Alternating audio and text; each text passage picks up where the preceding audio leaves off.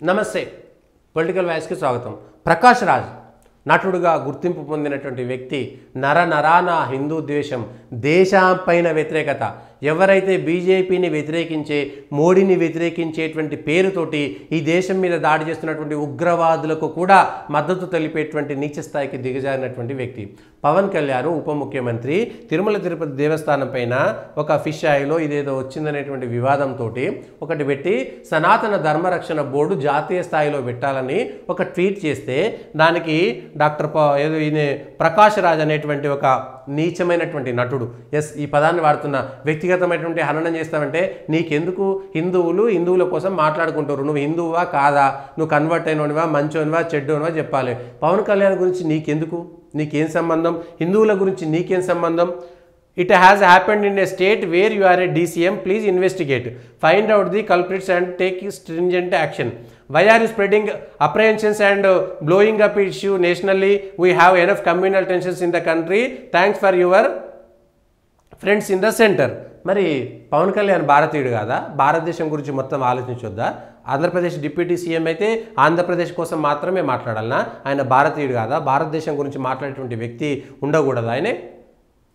ఇగో ఇది ప్రకాష్ రాజ్ యొక్క నిజ స్వరూపం. ప్రకాష్ రాజ్ను ఆరాధించేటువంటి వాళ్ళు, ప్రకాష్ రాజ్ ఏమీ లేదు, నరేంద్ర మోడీని వ్యతిరేకించాలి, ఏకైక జెండా. హిందువులను అనగదొక్కాలి, హిందువులను వ్యతిరేకించాలి, హిందువులను కించపరచాలి. హిందువుల యొక్క మళ్ళీ ఇదే పెద్ద మనిషి ప్రకాష్ రాజు తన భార్యకు తనకు పిల్లల కోసము కుక్కే సుబ్రహ్మణ్య స్వామి పోయింది అనేటువంటిది ఇన్వెస్టిగేషన్లో మొత్తం తెలిసింది. అంటే వీళ్ళంతా కేవలం అవకాశవాదులు, నీచాతి నీచులు. అంటే కన్న తల్లి పాలు దాగి రొమ్ము గుద్దేటువంటి వ్యక్తులు అనడానికి ఇంతకంటే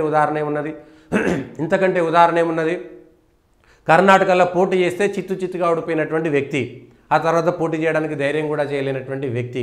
అట్లాంటి ప్రకాష్ రాజ్ గారు. మరి సినిమాలు చూసేటువంటి ప్రకాష్ రాజ్ అభిమానులు తప్పకుండా ఇది చూడాలి. కేవలం సినిమాలాగానే చూడాలి. లేదు, సినిమా మొత్తం విషపూరితమైపోయి ఉన్నది. నరాన హిందూ వ్యతిరేకత, ఎన్టీ రామారావుతో సహా ప్రతి ఒక్కరూ తమ అవసరాల కోసం, డబ్బుల కోసం, సొమ్ములు చేసుకోవడం కోసం హిందూ పురాణాలను మొత్తం చరిత్రను వక్రీకరించి తమ ఇష్టానుసారంగా ఏది పెడుతుంది వాళ్ళ దేవాలయాలకు బొట్టు పెట్టడానికి, సంస్కృతికి, సాంప్రదాయాన్ని అన్నిటినీ సర్వనాశనం చేస్తున్నటువంటి వ్యవస్థ ఇవాళ సినిమా వ్యవస్థ.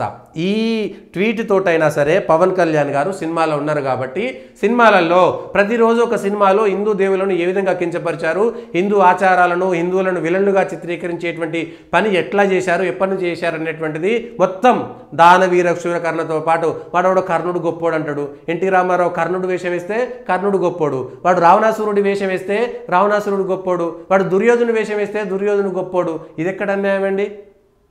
ఇది చరిత్రను వక్రీకరించినటువంటి విధానము. అట్లా సినిమాలలో ప్రతి ఒక్కరు విలనేమో పొడుగు బొట్టు పెట్టి నిత్యం పూజలు చేస్తాడు, హీరోనేమో ముస్లింలకి, క్రిస్టియన్లకి అందరికీ సమానంగా చూసేటువంటి గొప్ప హృదయం ఉన్నటువంటి వ్యక్తిగా చిత్రీకరణ మొదలు పెడతారు. ఇవి ఆలోచించాల్సినటువంటి సందర్భం. ప్రకాష్ రాజు అంశం వచ్చింది కాబట్టి, పవన్ కళ్యాణ్ సినిమా నటుడు కాబట్టి, ఉప ముఖ్యమంత్రి కాబట్టి, ప్రకాష్ రాజు కూడా సినిమా నటుడు కాబట్టి, ఈ విషయంలో ఒక ట్వీట్ చేసిండు కాబట్టి, పెంట వేసిండు కాబట్టి, ఆ పెంటను తుడపాల్సినటువంటి సనాతన ధర్మరక్షణ బోర్డు వేద్దామన్నటువంటి వాళ్ళు సనాతన ధర్మరక్షణ బోర్డు వేస్తారు.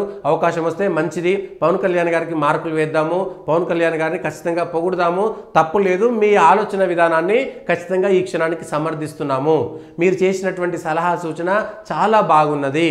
అయితే సినిమాల నుంచే మొదలు పెడదాం ప్రక్షాళన. మొదలు పెడదాం. ప్రతి ఒక్కడూ రాముని గురించి, రాముని గుణాల గురించి మాట్లాడేటువంటి ఎదవలే. అక్కడ సినిమాలలో మొదలు పెడదాం. ప్రతి ఒక్కడు రాముని, రామాయణాన్ని ప్రశ్నించోడే, భాగవతాన్ని ప్రశ్నించోడే, భారతాన్ని ప్రశ్నించోడే. అయితే హైందవ మతంలో ప్రశ్నించకూడదా? ప్రశ్నించడం వేరు, హేతువాదం వేరు. భారతదేశంలో హిందూ మతంలో మాత్రమే, హైందవ సంస్కృతి ధర్మంలో మాత్రమే అది ఉన్నది. ప్రతి ఒక్కరిని ప్రశ్నించి హేతువాదం అనేటువంటిదే ధర్మంలో ఉన్నది. మిగిలినటువంటి దగ్గర ఎక్కడ ప్రశ్నించేటువంటి కనీసమైనటువంటి అవకాశం కూడా ఎక్కడియాడు, బతకరాలు మళ్ళా. అట్లాంటిది ఇవాళ ప్రకాష్ రాజ్ ఎపిసోడ్. ప్రకాష్ రాజ్ని ఏ విధంగా అర్థం చేసుకోవాలి?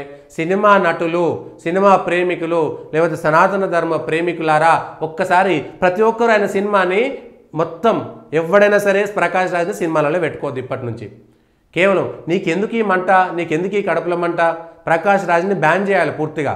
ఇట్లాంటి ధర్మ విరోధులందరినీ కూడా ఎస్, ధర్మాన్ని ఆచరించేవాడు, భారతదేశాన్ని ప్రేమించేవాడు, దేశభక్తి ఉన్నటువంటి వాళ్ళకే ఈ దేశంలో స్థానం ఉండదు అనేటువంటి విషయాన్ని ఎలుగెత్తి చాటాల్సినటువంటి సందర్భం ఇది. కాబట్టి ఒక్కసారి పవన్ కళ్యాణ్, ప్రకాష్ రాజుకు సంబంధించినటువంటి అంశంలో ఈ కేంద్రంగా ఒక్కసారి సినిమాని ప్రక్షాళన చేద్దామా వద్దా? ప్రకాష్ రాజ్ని తెలుగు సినిమాలలో తీసుకుంటారా వద్దా? ప్రకాష్ రాజు హిందూ వ్యతిరేక కాదా? మోడీని వ్యతిరేకించడం వేరు, బీజేపీని వ్యతిరేకించడం వేరు. ఆ పేరు మీద ఇవాళ హిందూ మతం మీద, సనాతన ధర్మం మీద, సాంప్రదాయాల మీద ఈ పెంట వేసేటువంటి పని ఎందుకు చేస్తున్నారు?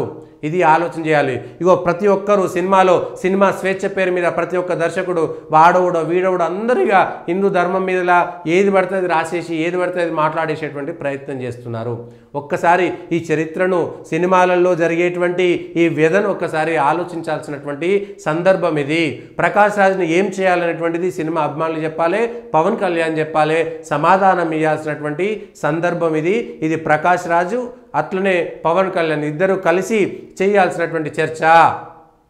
ప్రకాష్ రాజ్ని ఏం చేద్దాము, ఆయన విధానాన్ని ఏం చేద్దాము, అట్లాని విమర్శించాలా వద్దా? విమర్శించాలి, విమర్శించడంలో తప్పలేదు.